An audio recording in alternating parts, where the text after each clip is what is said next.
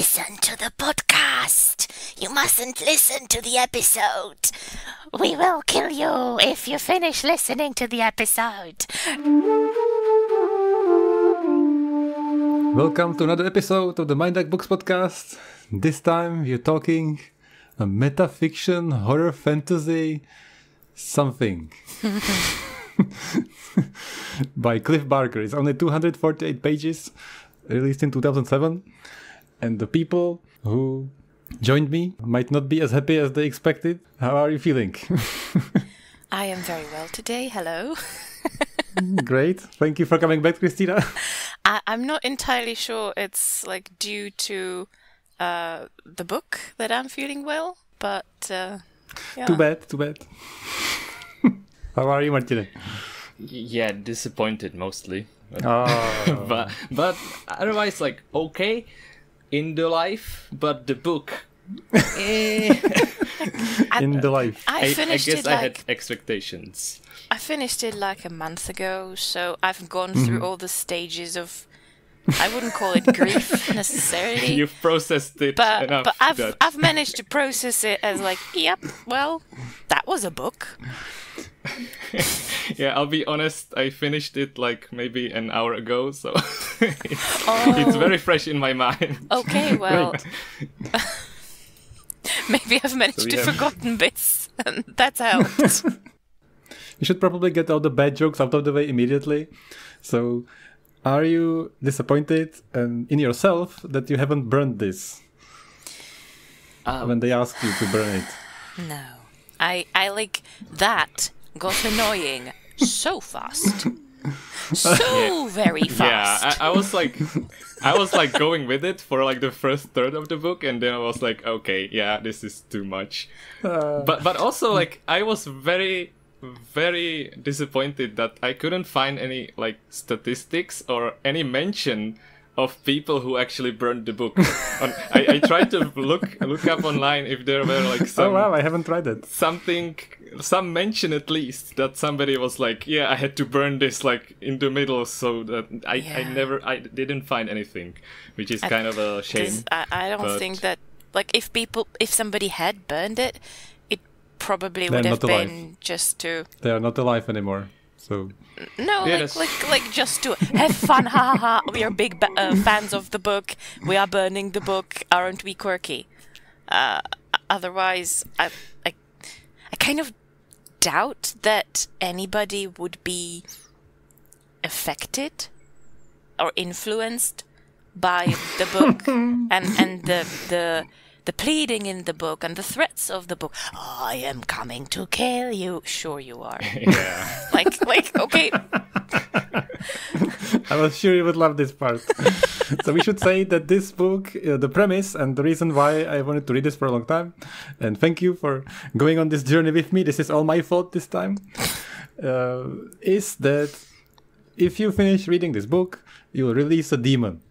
And the demon warns you, and the book begs you to burn the book. And it's like very meta. It's just like a conversation with the reader. But to be fair, he never says if you like release him if you burn the book, I think. Well, we'll get into spoilers, but yeah. The premise is that we don't know. We don't know what happened. He keeps saying that like you need to end his existence. And like first kind of appealing to your compassion, and then your disgust, and then moves on to all the threats and like I am behind you, kind of stuff, and then should do more of this voice. That's great. Yeah. And then in the end, he shockingly reveals like, okay, maybe it's good you didn't burn me because you would have released me. Like, no shit.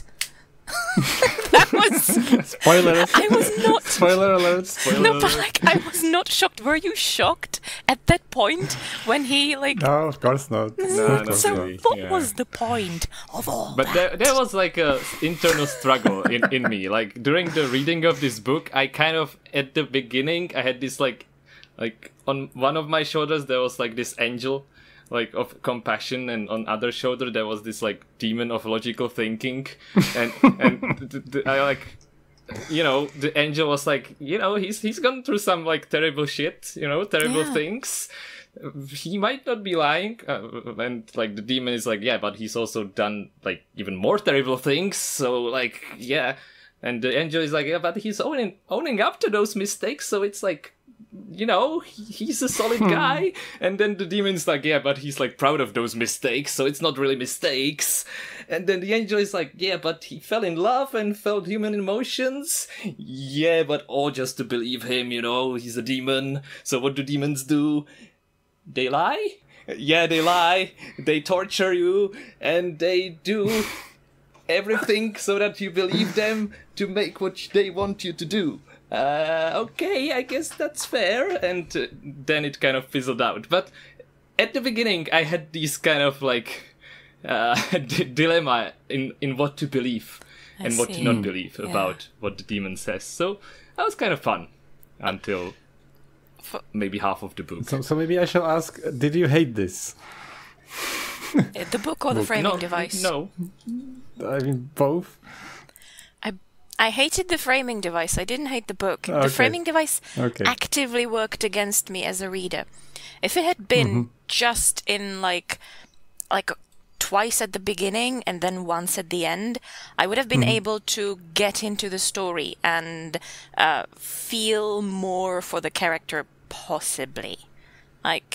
Possibly I would have been able to get more into the story, but I was constantly being reminded that the book was talking to me, constantly being brought back into my world where I'm like looking at a screen and like none of this is real. I couldn't really immerse myself in the world. Not that I would necessarily want to. The framing device was the reason I was interested. And I liked it. I have to admit that was my favorite part of the book. Yeah. I don't. This is why I went to read it. Because I really I'm a big fan of Clive Barker. No surprise if you listen to the other episodes. And I really like his way to be imaginative and have something really disgusting and get kind of under your skin with all this filth.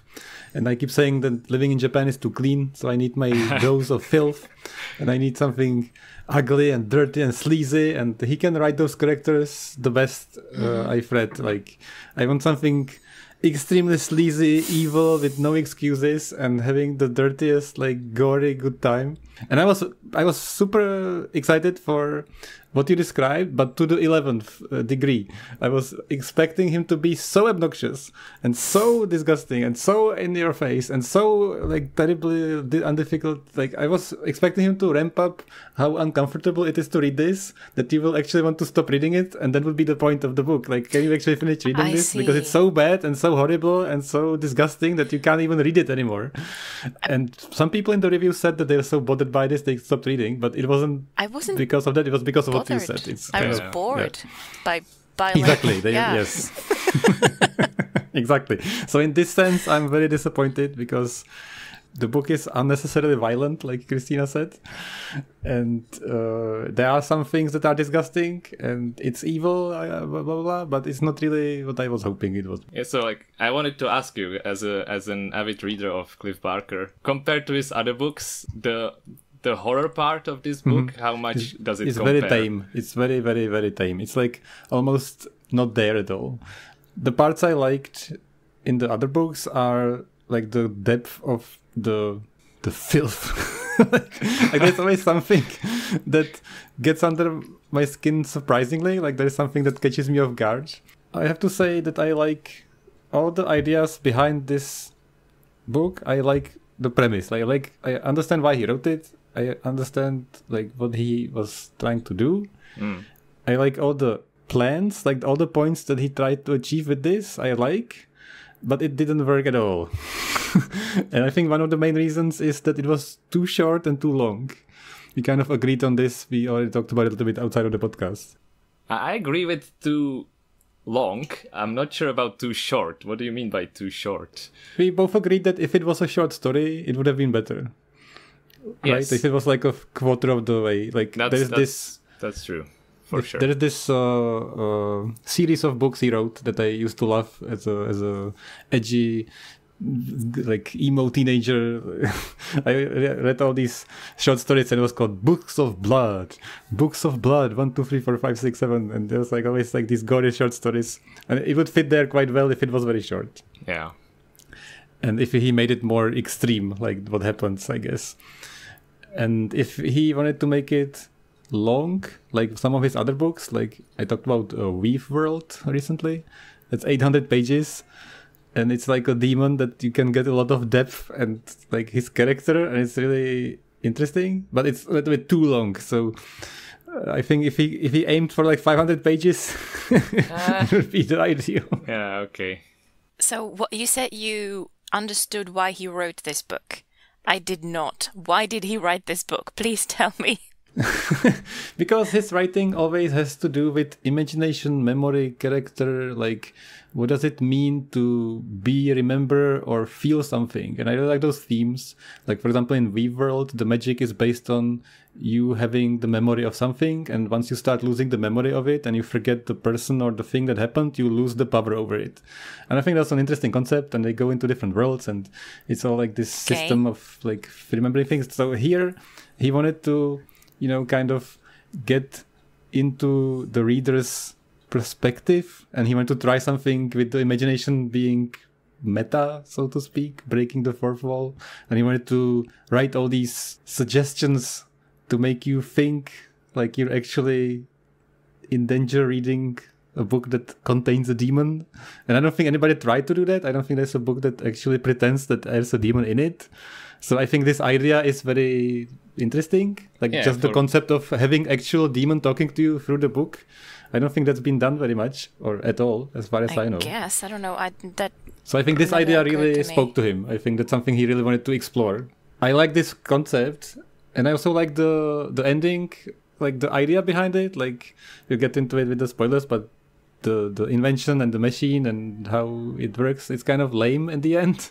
But the original plan for it, I guess, that is kind of the point. Yeah, was kind of interesting.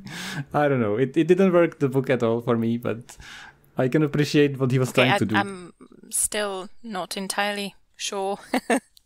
I agree on that part. Like with like reading a book from the perspective of a villain is kind of fun, you know, and like having the villain actually talk to you, kind of, even though the conversation is just one way.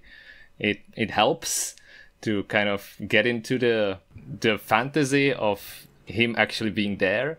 Mm-hmm.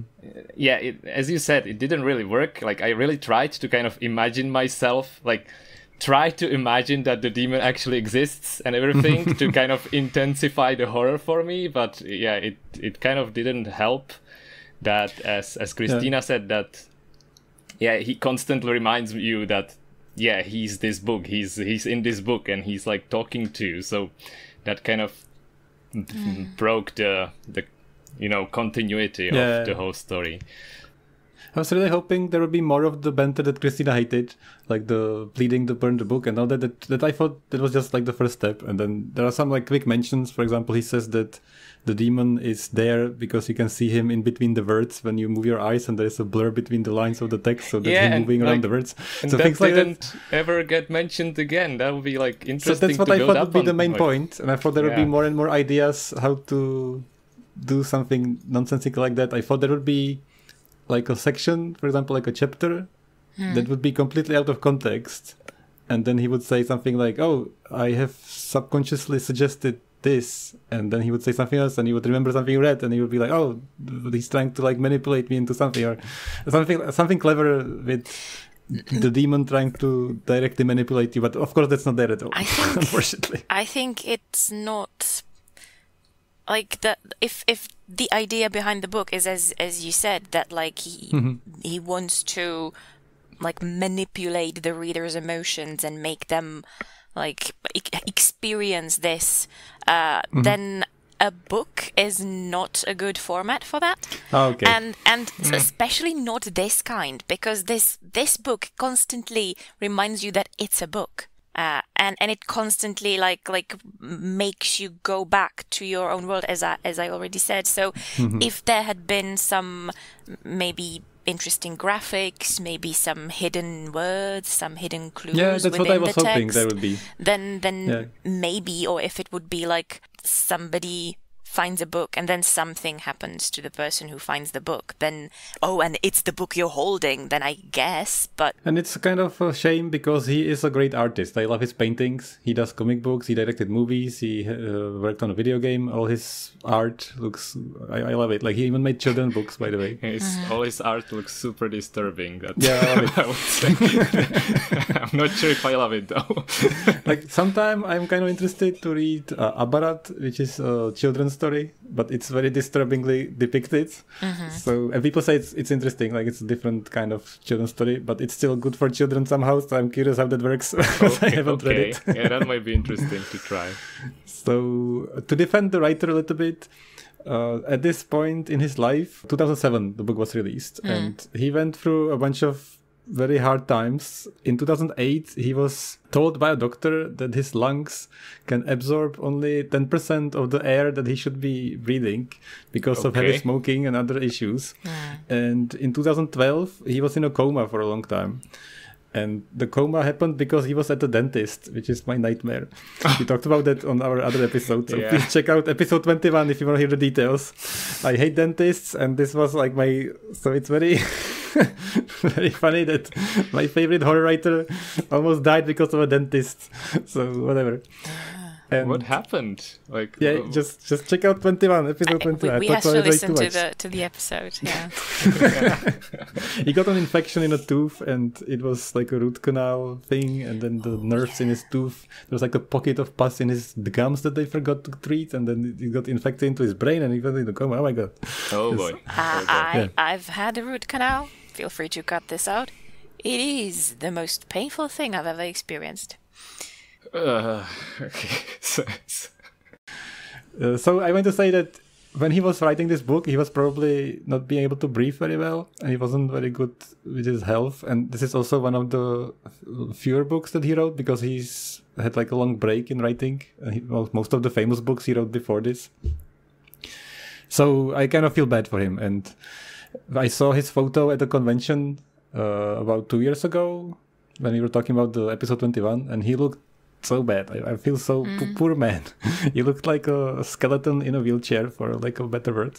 Oh no. But to be positive, I saw a photo of him very recently, like last month, and he looks so much better. He gained more weight, he looks healthier, and he's writing a new book, so I hope he's gonna recover. He's 70 years old now, I think. Wow. Well, from what I've read of him, he looks like a really interesting person. I'm just not sure if he's the writer for me. Yeah, of course not. Of course he isn't. So I cannot excuse a quick update on him, and in the sense of Hellraiser movies. Yes. Please check out episode 21 where I did a review of 10 Hellraiser movies. If you count the porn parody, 11 Hellraiser movies. And there was another Hellraiser movie last year. Is there gonna be a follow-up? You should take photos of Christina. I'll say this. It's amazing facial expressions. Yeah, that's because I don't really know what it is. So yeah, don't think about it. It's not for you. So the 11th Hellraiser movie in 2022 had a 14 million budget, which, by the way, the movie that happened before that had only 0.3 million budget. The budget was like nothing, and the movies were horrible. It's so bad. Just please listen to episode 21. I had too much fun with it. And this movie is good. So, highly recommend it to Hellraiser fans. The new movie is good. Oh my goodness. So they had a good budget now, and they had like a good director. It's not great. It's not amazing. It's not super creative, but it's not bad. Yes. So, is that the... Okay, I guess that sets the low kind of somewhere, yeah. Is that the big red Thanos-like monster with the horns cut off? No. No? It's the guy with the nails in his face in a square pattern. He's got pinhead. I don't think I've ever seen anything like that. Like even a picture of that. So I think it's better to not see. Or if you just search, I'm sure you've seen this. It's such a famous like image. I'll send it in the chat. Okay. they're called Cenobites, and they come from like hell, basically, another dimension, and they believe that the biggest pleasure is pain. Acupuncture gone wild. Yes. And the story is that a guy who is like a hedonistic millionaire idiot, he doesn't have anything better to do with his life than to hunt down the most mysterious artifacts to get the most intense pleasure in his life he's ever experienced. When he opens it, these guys come in and he's like, let me show you some pleasure, bitch. And then he just gets, torn into pieces and stuff. And it's like a horror thing. Okay. So movie 11. It's great designs. I love the designs of the monsters. Pinhead is a woman now, of course, because you have to be progressive. Yeah. The story is okay. Gore is like very much up to scratch with the previous, like the better movies of the series. But my problem is it's too clean. Not enough filth. So the same problem as in this book. No, this was filthy enough, but the new movie is like all the demons and the hellish creatures are like almost alien, slick, like smooth looking. The Hellraiser 2, which is one of the most disgusting things I've ever seen in my life, is so dirty. It's like all this slime and grudge and dust and crap. But in the new movie, it's too clean. So that's the only criticism I have. So if you like Hellraiser, I think this might be the third best out of the 12 movies. So definitely recommend it. Okay. Christina is horribly disgusted, and she should be, because all these movies are awful. I'm not disgusted. I'm just like, yeah, I wouldn't want to watch that. It sounds kind of, nah. Yeah, I know. To be fair, I'll probably never watch it as well. Creatively, I think Hellraiser 2 is the most visually creative nightmare I've ever seen on film. I really think it's something different. And to say something different, also say something else I want to mention quickly. I didn't know that he also wrote Candyman. Do you know that movie? I heard about it. But it's like another horror movie that's kind of famous, and they did a remake in 2021. And that's pretty good too. I would recommend that also to people who like horror. I like that. Probably like the most reasonable, sensible, normal movie, not just gore. There's no gore in that movie, just a horror movie. Okay, are there jump scares? Is it or is it just mostly psychological? Maybe like tame jump scares. not bad. If it's not too many jump scares, I might give that a try. Yeah. Otherwise, I don't like horror movies. I don't know. I don't really care about jump scares, so I don't. Yeah. I don't know. It never gets me, the jump scares. Like the kind of horror that I would watch is like Hannibal. If you've seen the TV show, like that was horror enough for me. It was just, jump scares not something I enjoy because like I would have to turn off the music, because if the music isn't on, then I don't care. Whatever is jumping up on the screen can happen. But once the music starts being like loud or does a sound, like nope, that's not nice. Yeah, I agree. I understand. So just to sum up, Clive Barker is alive. He's become an advisor for the Hollywood Horror Museum, whatever that means. Okay. I guess he's... Go, Cliff! Yeah. And there is a new career-spanning documentary or book, I think, about him called Clive Barker's Dark World that just came out. Are you gonna read it? I might look at it. I just for the art. I really like his paintings and just designs. So, have you read anything else from him than this? I tried the Imagica for a while. I think I read I don't know, maybe 5% of the book, and it was extremely boring. So yeah. I just couldn't. It takes a while to. I think that book is 1,000 pages or something. It's really long, yeah. So it gets going, but it's a slow burn. So I would like to apologize that this is the only one you've read, because it's probably the worst I've read from him. At least it's short, and it kind of does have some contained message that doesn't really get across, but it has it somewhere hidden there. Possibly, yeah. Is there anything you like about this before we get into plot? I really liked the relationship between... what's the name of the main character? Jakabob something. Yeah, Jakabob Bigon. Botch. I liked the relationship between Jakabob and Quitoon. Mm-hmm. I thought that was... there was something there. That's very much similar to what gets in the other books here. The toxicity, the kind Yes. of... But that was interesting. So if you have an interest for that, you might like some of his books, because this is like a bunch of villains that are super toxic and super filthy sleazy, and they have to interact with each other. That's kind of the appeal, I guess. I think I like it in small doses. So Yeah, this then you would might hate be it. like my like that was the one thing that I thought was Okay, interesting. Otherwise, not really. Yeah. No. Okay. Yeah, I see. Needless to say that we don't recommend this book, unfortunately. But one thing I would say, like if you like being like insulted a lot, if you're like a frequent, r/roast me visitor on Reddit, and you have like posted there, this book kind of like helps you to have a similar feeling. Maybe like this book. You know what? Really likes it wasn't there insulting enough. you. I will need more. Yeah, that's fair. It was very mild. I thought there would be like a barrage of like offensive language directed at you, and didn't really happen. But like one thing I'm gonna say, if you are like going to read it, I would say actually read it. Don't listen to the audiobook, because I tried both. I like listened to the middle part in the audiobook version, and the beginning I read, and the ending I read on Kindle.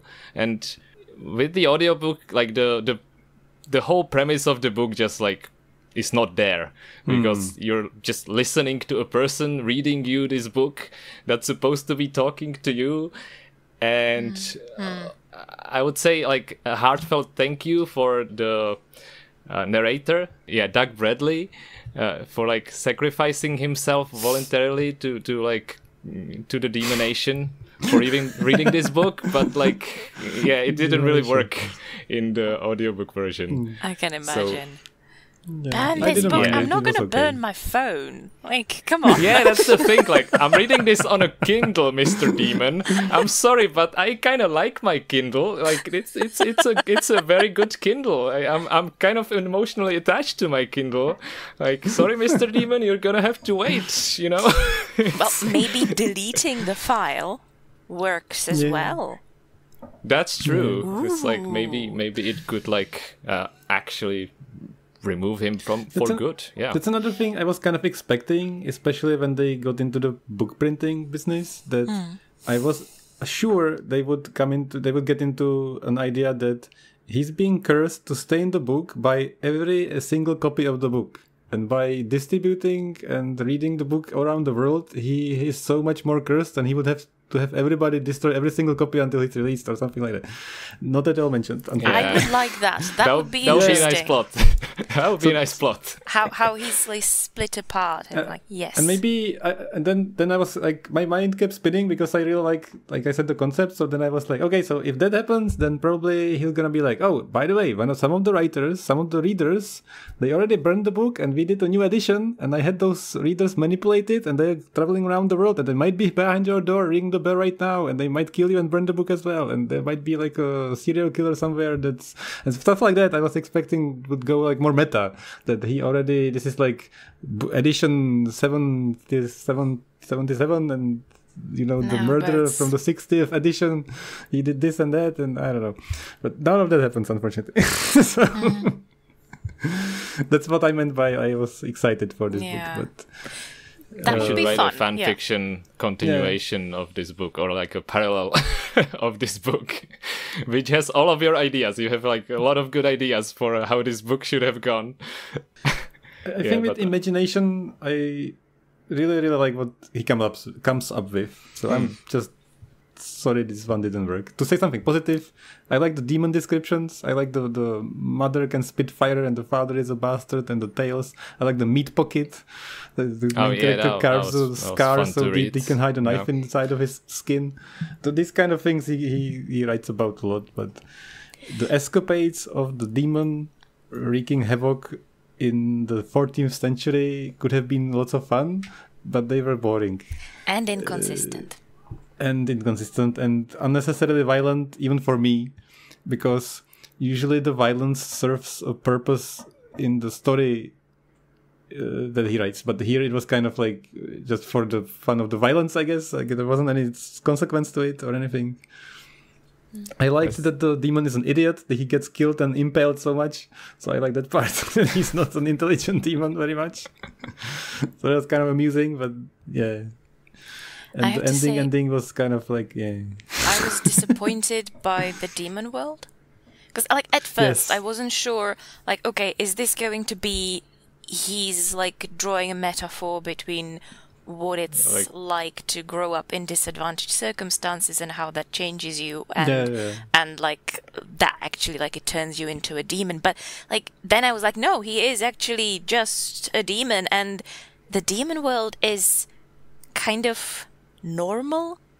Like demons go to school. Like really, demons go to school.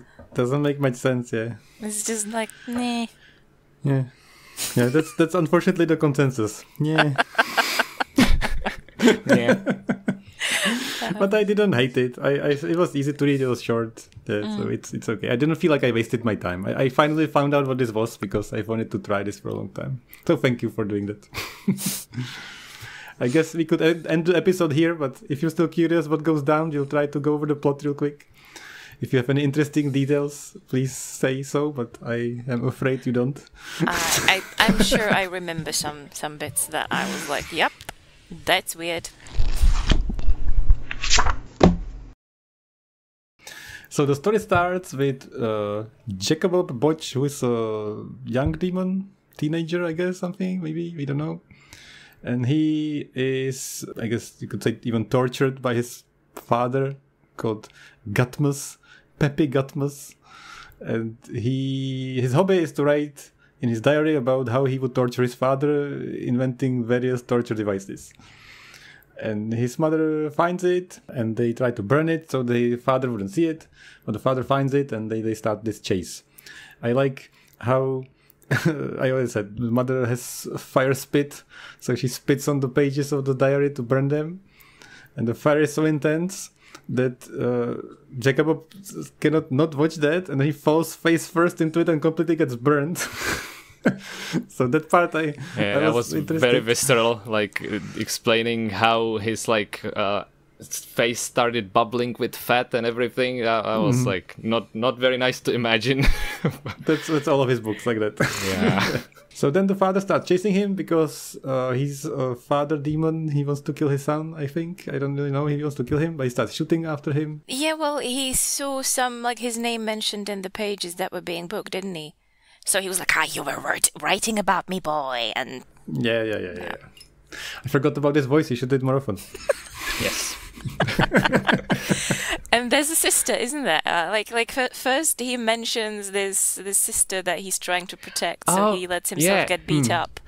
And sister never mentioned again. Never mentioned at all. Again. There was like one mention of her name, and then like that's it. That's everything. I almost feel like he just had to write something, and he didn't have time to like fully fledge it out, and he didn't want to have just a short story because he needed to release something. I don't know. It's a strange. Well, that's what editing is for, surely. Yeah. That's fair. No time to edit, I guess. So then they get to this place where different kinds of things like beer, steak, and I don't know what else is hanging from a rope. And Jakabob starts drinking it, and the father catches up, and he also starts eating it and drinking it, and they both get caught into a net. It's a trap. And they start being hoisted up into somewhere. And this part I actually kind of liked. I liked the conversation between them. Like how the father is trying to do every single trick very badly to make the son not cut the rope so the father would fall to his death. because the father has the knife in his meat pocket. Yeah. So it's kind of a parallel to how this book tries to persuade us to burn the book, right? Yeah, I don't think about it. He's doing the same mistakes as his father at one point throughout the book. I guess. Yeah, that's an interesting parallel I didn't think about. But yeah. But also it wasn't very well, portrayed. So I don't think that's good good parallel to draw, but I think it was something. You found intended something. there. It was intended there, but not very well mentioned. So yeah, they were caught into this trap, pulled up, while Puppy Getmus is trying to get out of his net, and meanwhile Mr. B is cutting his rope slowly with his knife. Mm-hmm. So they cut the rope, father dies, the rest of the rope and Mr. B are pulled up to our world, basically. Yes. To human world. Which I thought at first they were pulled up to heaven or something, but no, it's just human world. Just normal world with priests and bad people generally. So did you get why they were catching the demons? I think it was to explore and for fun, and also if you have a demon, you can point at the demon and say, hey, it's a demon, kill the demon. Free entertainment. Yeah, medieval fun, basically. Yeah. I also think, this as well, definitely. And I also think they mentioned that they're gonna they've been selling the skins of the demons, so they hunting the demons for the skin for some reason. But what's so special about a demon skin? We don't know. Yeah.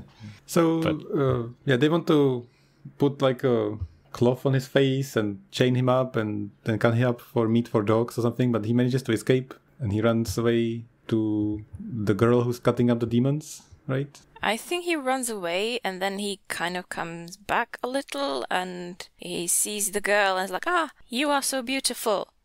I am in love. Run away with me.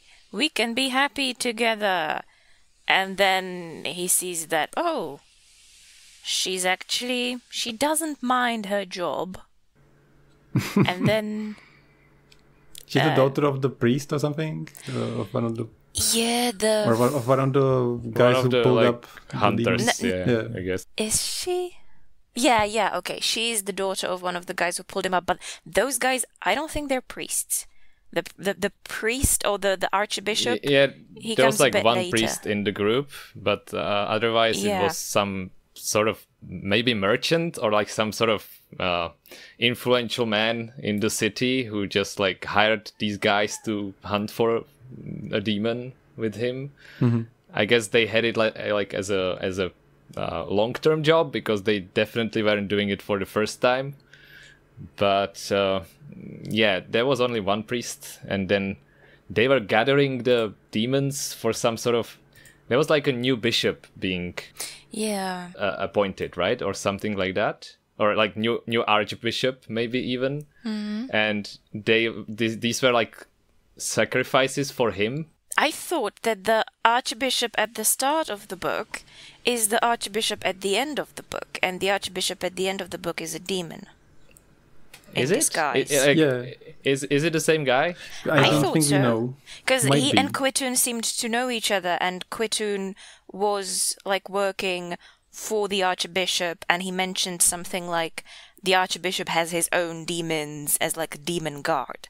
And then when an archbishop appeared at the end of the book, I assumed that was Quitoon's boss. And the same guy. That'll make sense. They didn't explicitly say it, but there's no reason it couldn't be true. Yeah, and it probably is true. So maybe the whole time all of the hunters and priests were working for the demons, and they murdered the old archbishop, and then they sacrificed a lot of demons to summon this mega demon and make him into an archbishop. I don't know. That's stretching it a lot, but I think the archbishop is gonna be the same person. But I was feeling that there was a mention that the old archbishop was not. I don't know if dead, but there was something happened. They executed him. Something happened that there would be like a new archbishop appointed. Yeah, because like he was framed for something and they executed him. Something like burnt him at the stake or some kind of a public execution for the old archbishop. And the new archbishop is already there, and with the guards, some of whom are probably demons, since Quitoon is a demon. And he mentions something like once he meets Jakabob, they like, how did you get here? And something, he says something that made me think that the archbishop has like demons with him as guards. And but I can't find the page now. And yeah, that's okay. I know what you mean. Yeah, all of these things could be, unfortunately, not elaborated on very much.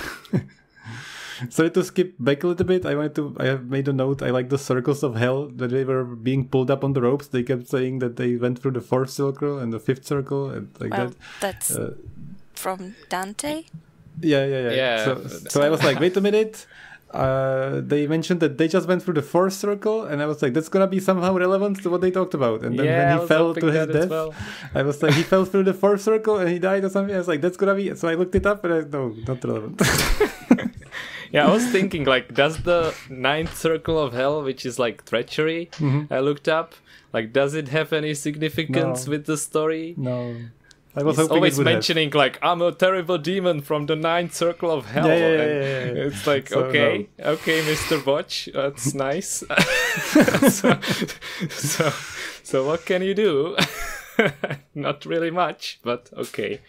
Yeah, I was hoping that, at least my idea of the story was that, like, he would be kind of trying to return back through the circles of hell, kind of like Dante, but in a demon way, which might have been fun. Like, I imagined that he would be like trying to return to his homeland, because Papi G is not there anymore, so like he could actually live there normally, maybe go to demon college.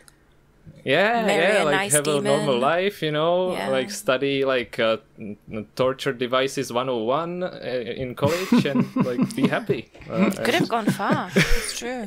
That could have also been fun to, go to demon college and then. It really wouldn't. Okay. I think that's a different genre. That's something for the fan fiction, right? Okay. Yeah, the coffee AU. Coffee shop AU, where Mr. B and Quitoon meet each other at Starbucks and fall in love, and I couldn't remember Quitoon's name, and when I was writing my notes, it kept changing, and I kept writing like Quentlope. Then at one point I wrote Quantum, and I was like Quantum Loop, and then I wrote Cantaloupe at one point, and I was like, damn it. Oh no. Yeah. So at one point, finally, this Cantaloupe character appears. How do they meet? Do you remember? Well, he's Mr. B is running away from the village people. So he meets this girl, falls in love, runs away, she dies almost, but doesn't die, gets burned. Then he watches this crucifixion.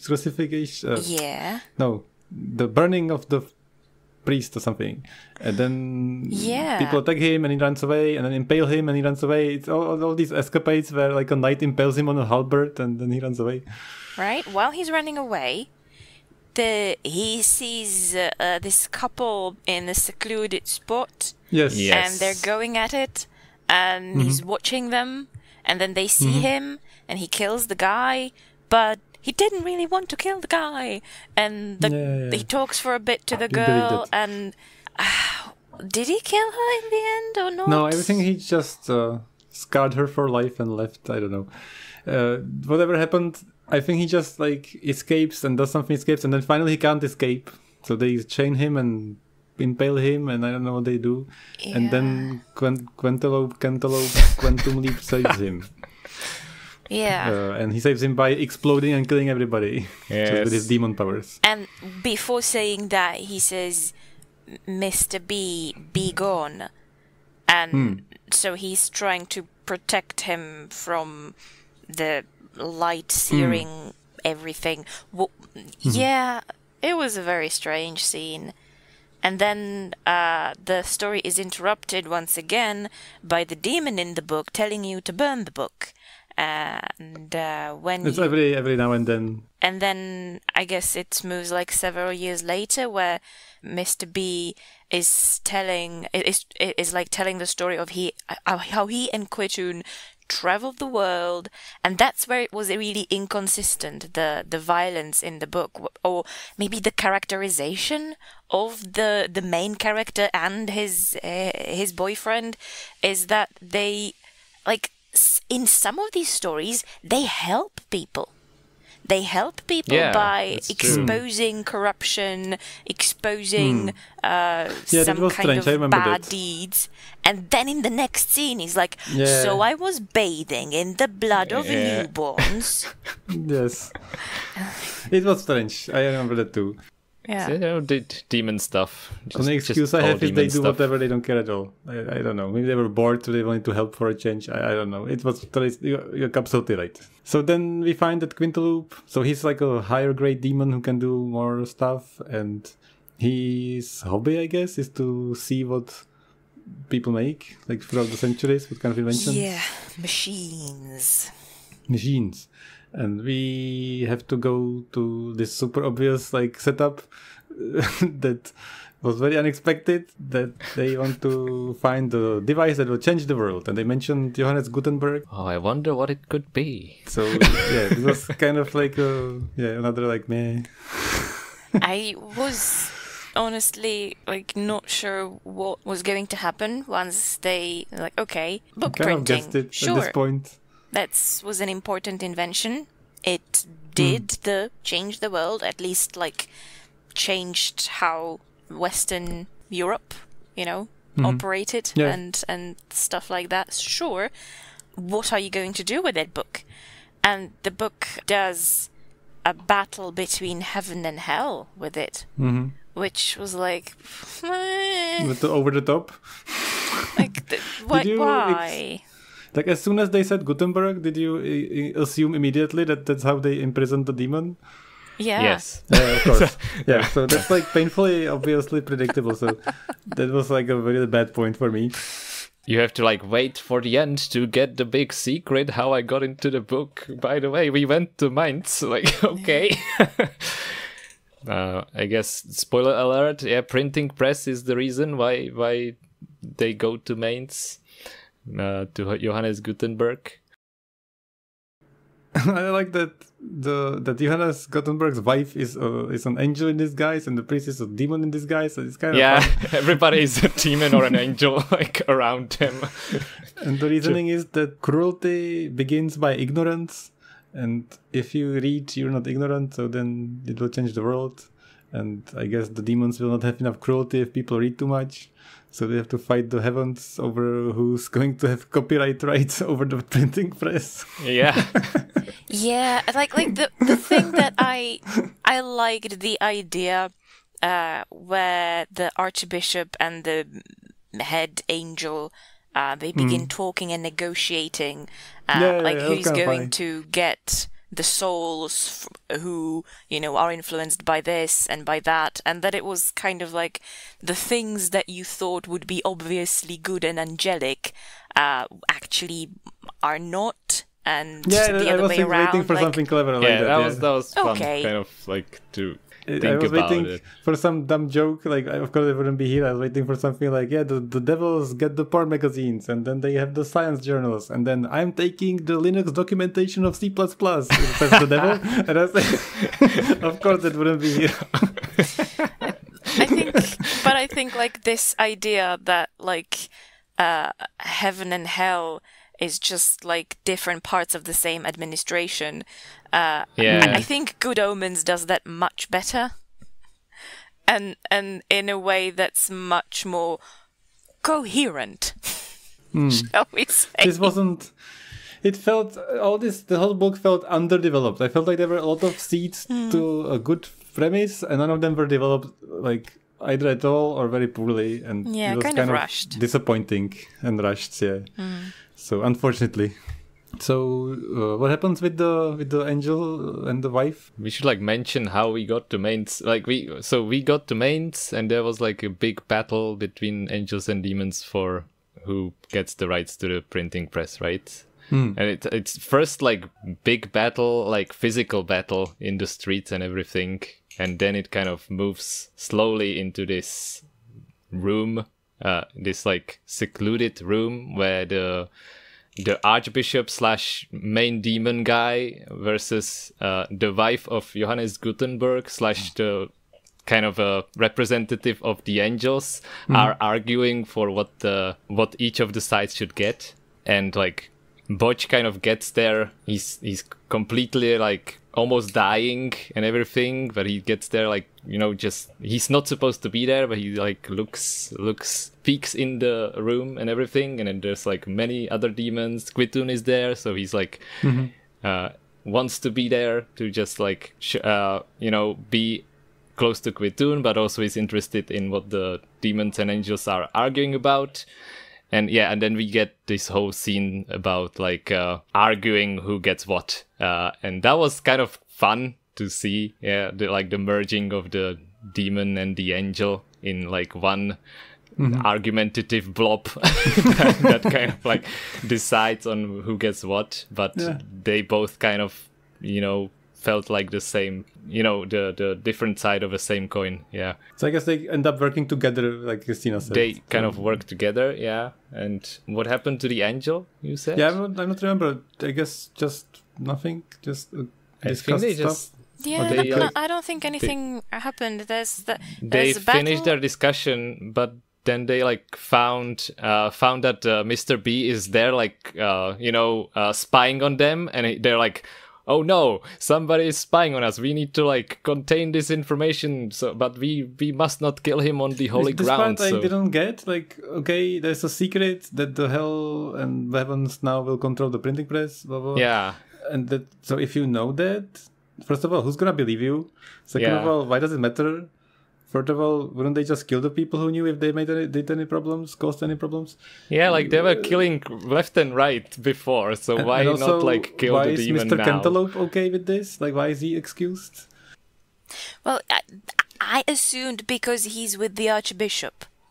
Oh, okay. He's like his underling. Like, okay, that makes sense. Mr. B is not like directly connected to their whole plot thing, so he's too much of a low level demon to like be contained, so they kind of find a way. Yeah, he doesn't have the high enough clearance. That's right. So how do they get rid of him? Yeah, of course. So the description how he turns into words and gets like turned into the book, it was interesting, but it was way too late. I think it should have been in different ways earlier, and then maybe if all that we just discussed, which is the whole book, was like the first few chapters, and then there was something creative with him doing stuff through the book to people, and then therefore to you, it would be fun. Yeah. That's what I hoped. Nice. But no, so the book kind of ends with him being turned into a book by this like conglomerate of angels and demons, by of course burning him into words. But like, to be fair, like, don't you think that that's like the worst idea? If you want to like contain this knowledge, why do they like make him into a book? That's the worst thing that you can do. That's also a good point. He can tell you the information through the book. Yeah. So that's anybody can read that book. Like, he's just done that. Yes. Yeah, he's just done that to us. So like, did none of the angels and demons think of this? Like, what? Why? It's absolutely true. That's a giant plot hole. I mean, I don't think we can really plot holes. Nah. Okay, yes. But it's true that it's completely flipped. That's not. I guess you can put a sticker on the book and it says fiction. Fiction for entertainment purposes only. Any resemblance to anything real is highly coincidental. Also, like, asterisk, do not burn. I don't know. Yeah. So the like twist was that if you finish reading the book, I thought somebody said somewhere you will release the demon, but no, if you burn the book, you will release the demon, and it's like Yeah. the You twist, just finish reading quote, the book, unquote. he's trapped forever. So he's kind of begging us to, at the end, to at least like pass the book on to someone else, which is, I guess, like his other chance to, find some victim that would finally burn this book and release him from his suffering, or I guess release him back into the world, as he puts it. Like Christina, I'm sure thought it was obnoxious, but I kind of like I'm 2 steps behind you, and as many books, as many pages as you read, those many that steps. was obnoxious, yeah. Yes, exactly. It was kind of fun, but like it was obvious that it's not gonna like have much of a like. It was obvious that it's gonna be at the end fizzle out into like, yeah, sorry, I couldn't do that. Like, I don't have that power. Like, if you want your threats in the book to have some kind of an actual effect, you need to be able to deliver on them. And if he did something like what Philip said, that like, oh, I have actually like agents in the world who have already somehow been affected by the book, and they can be anyone you meet on the street, then okay, that might feel more actionable. But like, I am in my room. I know there is nobody behind me. I know I'm reading a book, and like, I will slash left and right. No, you won't. Shut the fuck up. Come on with the voice. Awesome. The relationship. I liked it. Like with... this is what I wanted from this book. I wanted him to be slashing left and right as you move your eyes on the lines left and right. And I was really, really hoping this was like my wish for this book. And I don't even know if it's possible to be done, but I was really hoping there would be some kind of hook that we didn't notice, or some kind of subconscious something.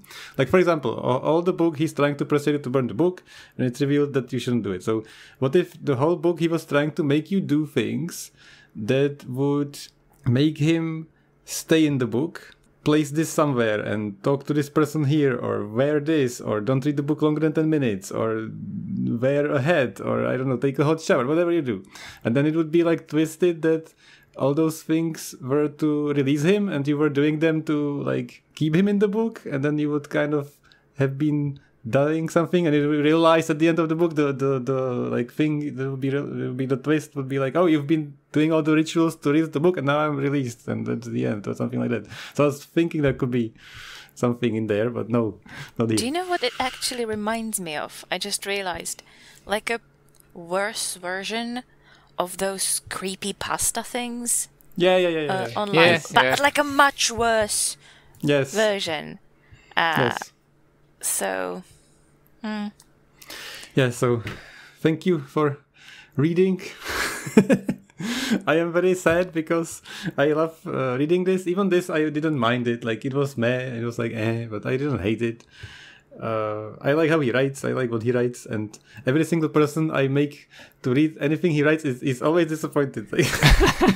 You know what we should do? Yeah. We should record ourselves saying, "Don't listen to the podcast. You mustn't listen to the episode.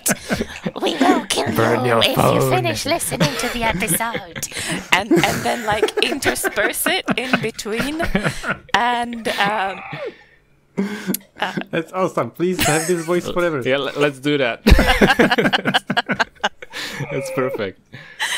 I'll put it at the beginning before anything starts. okay. Awesome. So anything, any parting words with the listeners today? Are you completely discouraged to ever read anything ever again from Clive Barker? A little bit. Yeah, I was afraid. I don't think so. Like, I went into this with much higher expectations on the horror part, and you kind of persuaded me that the other books have much more horror. So I want to kind of try something that I'm like kind of actually worried that- horrifies me in a way that I'll be horrified, and not just like, threats that cannot be really fulfilled, and some sort of like scenes that are kind of gross, but like it's not very like terrifying in the long run. So yeah, if other books are more playing on this horror, or I would say even like terror, like psychological terror part, that would be fun. My favorite from all his books is The Damnation Game. And I've read it a long time ago. And I remember it was the scariest, creepiest thing I've ever experienced in my life. But I was very young. So, yeah, I don't know, I can recommend it. So maybe I can reread it myself as an old man and tell you later. Okay. So thanks a lot for listening. Thank you, Christina, for amazing demon voice. Please do that again. Yes. And I had no idea you had that in you. That's awesome. And see you on the next episode. Okay. Thank you for having me.